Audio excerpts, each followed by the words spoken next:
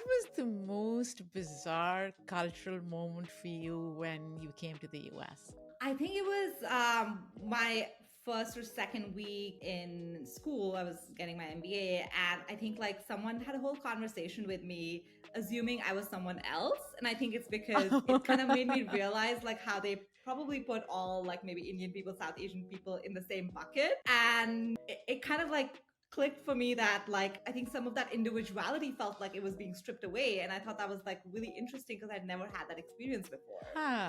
So that was definitely like a bit of a culture shock. I moved from Singapore to what I think is the capitalism capital of the world, which is Harvard Business School. I think obviously it's this great school, it's the best, but it also is very focused on kind of accomplishment and achievement in a very specific way, which I think was a little bit of a departure from like how I think about myself. What I love about being able to do with Kofi is, of course, we want to make money, but we also want to like have something really exciting and fun and new to add to the world. And I feel like sometimes that can get lost when everyone's talking about like how much success they've achieved.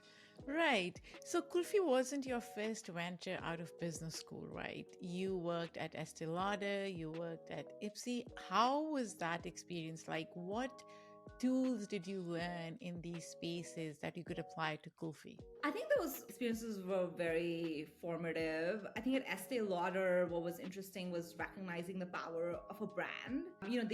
They have iconic brands like Bobbi Brown, Joe Malone. Those were some of the MAC. I was working with some of these brands, and these brands like really stood for something, stood for almost like a cultural moment. Like MAC was the first brand probably to create shades for a lot of undertones, and the first to be like it's for everyone and sort of really welcome a very diverse community. And I think knowing that brands can stand for so much more than just product, I think I learned that at Estee Lauder.